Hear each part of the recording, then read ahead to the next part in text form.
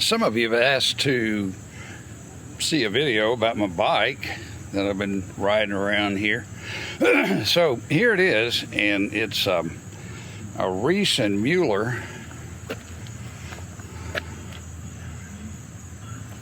and the model is a Nevo3, N-E-V-O, Nevo3. I have no idea what that stands for. When I was shopping for an e-bike, I had certain criteria in mind, and one of them was what's called the deep step frame, which you probably would call a girl's bicycle once upon a time, and probably still, but this is a step-through frame, and I'm telling you, it's 100 times easier to get on and off of this bike than it is my regular bike. And because there's no crossbar right in here, you know, there's nothing to fall on during untimely stops. And I think we've all been there and understand what that's all about. So it's just a whole lot better in terms of getting on and off the bike. Next feature I wanted was about the motor. Some electric bikes have them in the wheels, and this one does not. This one has the motor in what's called the mid drive, and it's, move that around out of the way where we can see it, and you can see that's the motor there, that sort of oval shaped part that the pedal crank goes through, and that's called a mid-drive motor. And with that, the motor is connected directly to the crank, the pedal crank, and that brings up the next point that I wanted, and that was that this be a pedal assisted bike. And that means that it's not self-propel. This bike only works when I'm pedaling. And what it does is it gives me back a certain percentage of what I put in. And that's adjustable. You have 4 different settings, and the higher you go, the more the bike does. The lower you go, the more you do. It's just that simple. And this bike uses a motor drive system and electronics and all that from the Bosch company. And generally I found that to be considered one of, if not the best motor. There are others, and everybody has their favorites, so I'm not knocking anybody, but this is certainly one that everyone will agree is an exceptionally good motor. What I like about it is that, let's see if I can demonstrate this.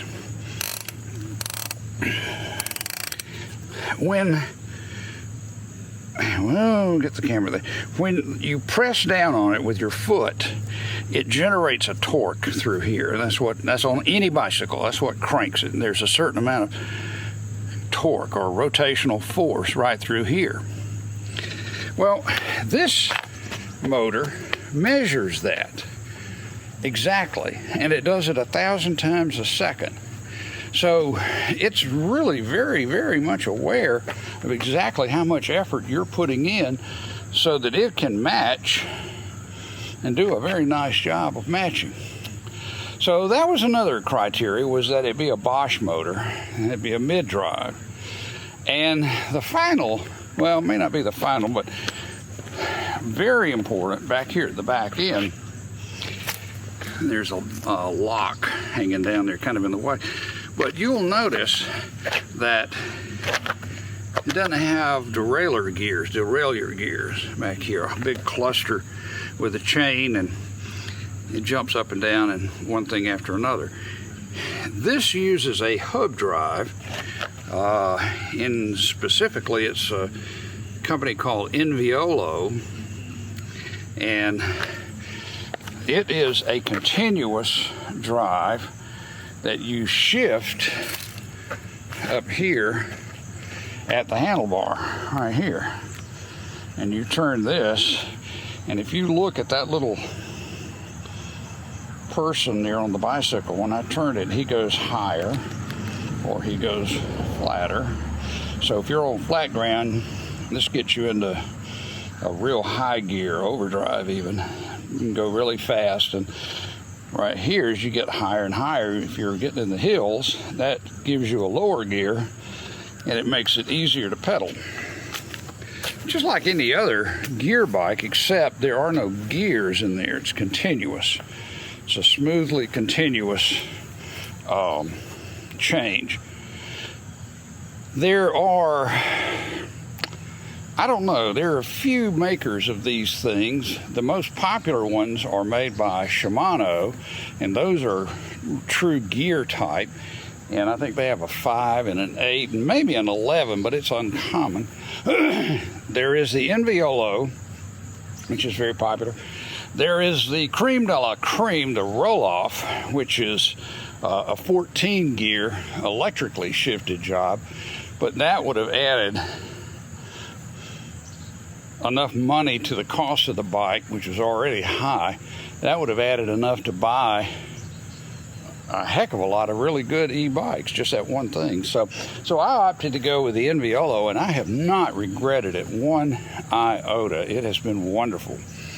The final thing is, as a consequence of not needing a sprocket drive, this bike has a Gates belt. I don't know if you can tell it or not, but this is a carbon fiber belt, a tooth belt, like a timing belt in your car.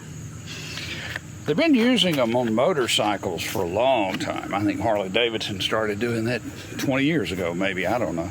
And it's technology that's been around. But the net result is it's silent. Also, I rub my finger on it.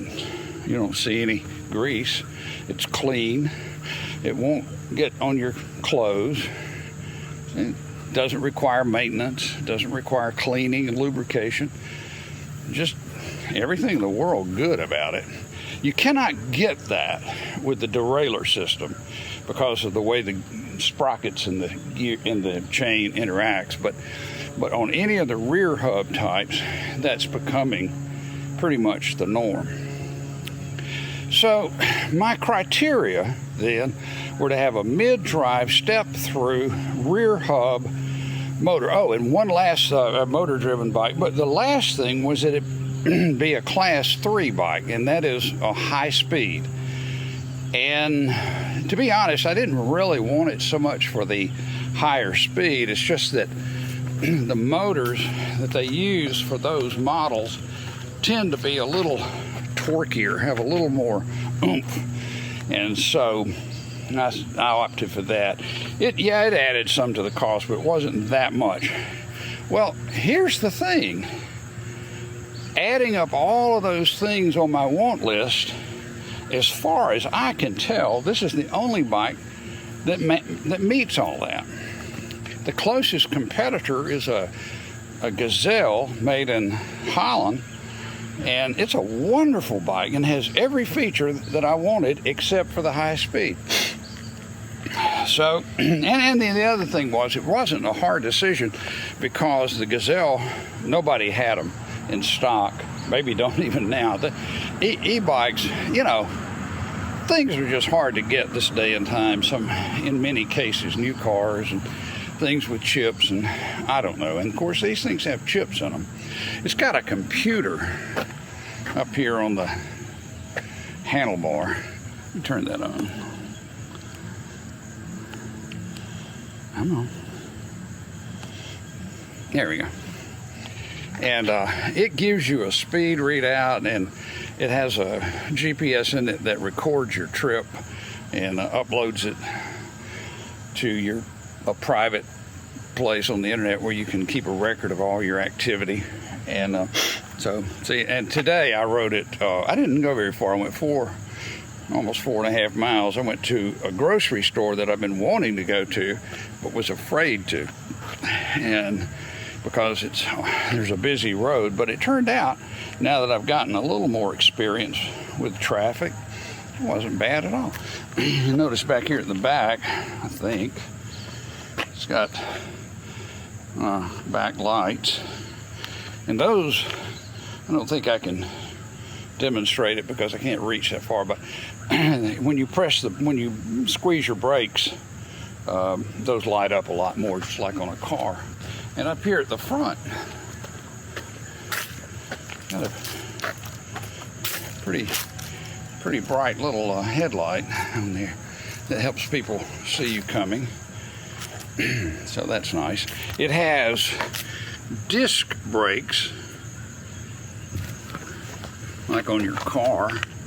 There are the calipers up inside there, and the disc. And then there's one back here at the back. Same thing. And let me tell you, I've never had those before, and this is my 7th bike, and I've never had a bike that had this before. My first bike, I got it in about 1951, and it was a conventional bike with a coaster brake. All the rest of them after that had caliper brakes, you know, the kind that grip the wheel. And so I'm gonna turn that off.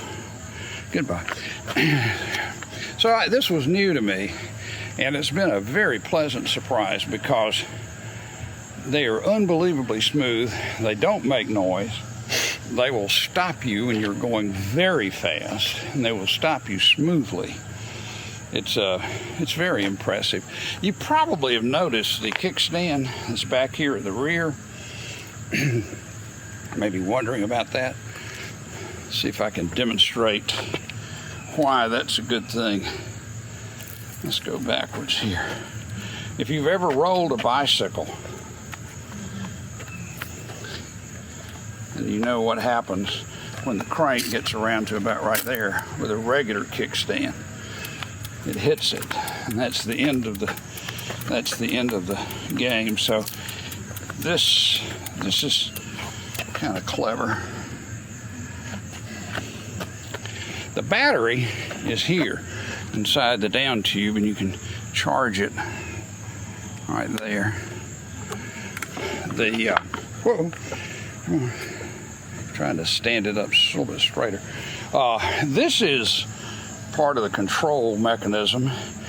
This will increase the amount of assistance from 1 through 4, or Eco, Tour, Sport, and Turbo. This will decrease it, and this will go back and forth through the, gosh, I think there are about six or seven screens. The seat has a gel padding in it, and it's extremely comfortable. It comes with a rack on the back, and I added the lock. It has a lock that goes around. I don't know if we can show it or not, but I don't have the key, but it encircles the wheel right here with this lever. You push that down, that goes around, and it locks the wheel thusly to the frame.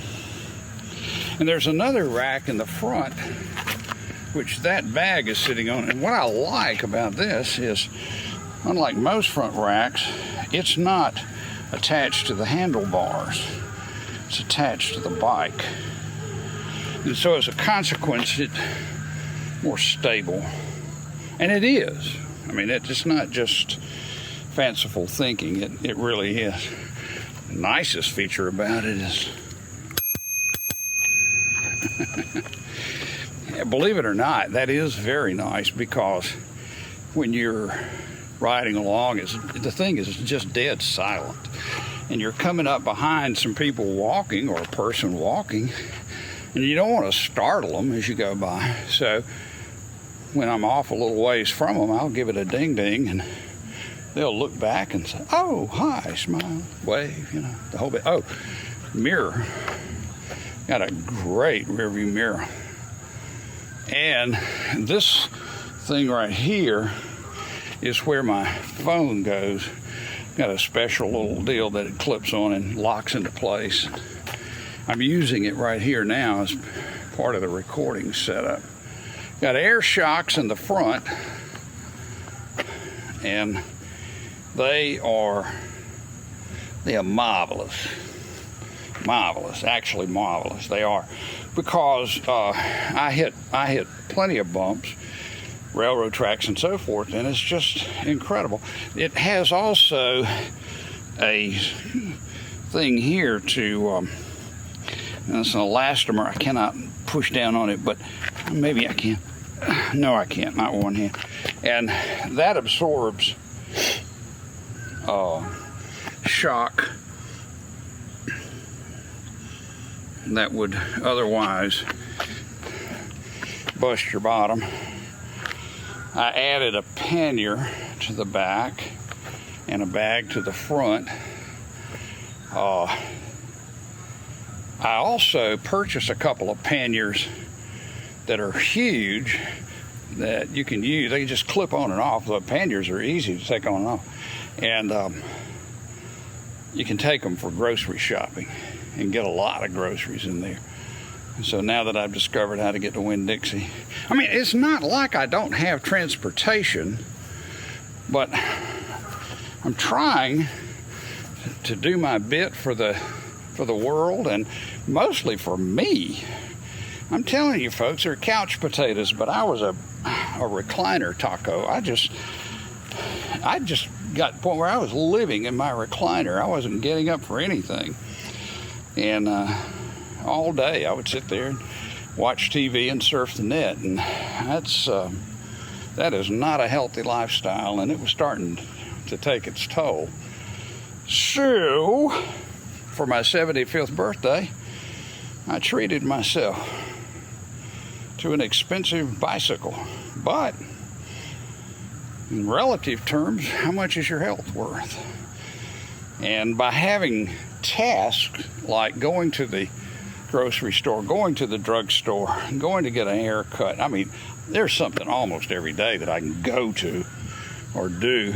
I can use my bike. And as long as folks don't mind seeing me show up all sweaty, it doesn't matter. It's just fine. That little bag under the seat's got a spare tire, and actually even has a tire patch and a little pump. A very nice little pump, too. And by the way, those tires, they're wide. These are Schwalbe, which is a very popular brand that's used here and there. And I don't know if you can tell, but they're wide.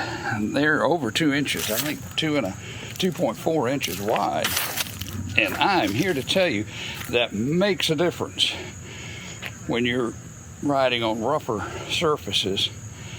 And occasionally, I had to get off the road the other day to let some people come on by. And I just rode in the edge of a yard through the grass. No problem. None at all. And and I guess the last thing is Riese Müller. It's a German company, and they have a reputation for good engineering, and it's kind of hard to tell unless you just actually get down here. Let's see, maybe we can from this side.